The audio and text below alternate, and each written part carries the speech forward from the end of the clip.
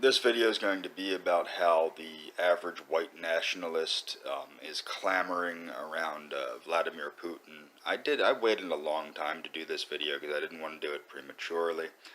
The problem with clamoring over Vladimir Putin, I respect Putin a lot. I respect him as a martial artist. I respect him as a world leader.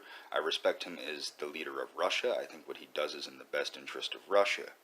However, what's in the best interest of Russia may not be in the best interest of the United States. But as far as white nationalists clamoring around Vladimir Putin, you have to understand Vladimir Putin is a dude that has outlawed so-called Holocaust denial or alternative views of the Holocaust because it would injure the Soviet hero. The Soviets are the heroes of Europe in a lot of ways, especially amongst the Russians, because they stopped the big bad fascists, okay? So he's not a white nationalist, of course.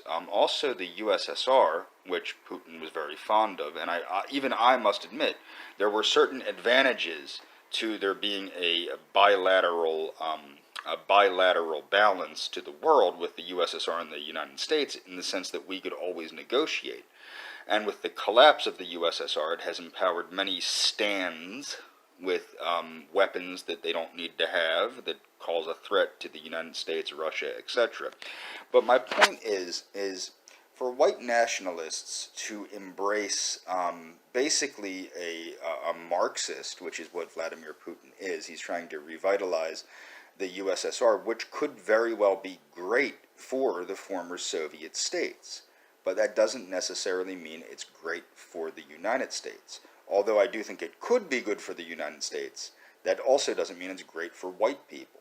Now, a lot of people were, like, when the Polish thing happened, where the Poles started embracing what people thought was Polish nationalism and all this other stuff, when you start looking into it, you find that there's other people besides white people that are involved in this Polish nationalism, and it's not Polish nationalism in the sense of Slavic nationalism.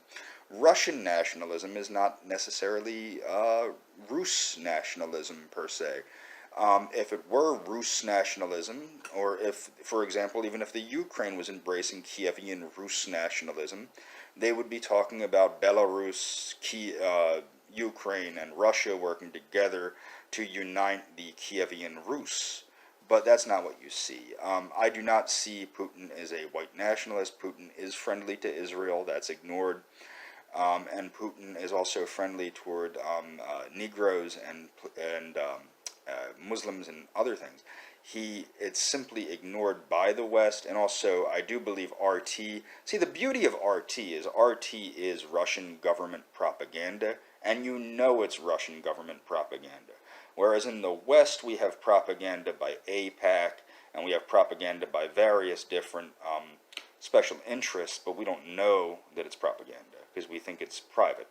The thing is, the RT has promoted a picture of Putin that is not necessarily what Putin is, and also it has promoted the West. It's very aggressive towards America. It tries to promote the United States as racist. It tries to promote... What's funny is RT, if you watched it, goes back and forth between promoting the United States as excessively racist and white supremacist, and also it tries to garner favor with white nationalists by also doing the opposite and allowing time for folks like David Duke and Jared Taylor and Patrick Buchanan, etc.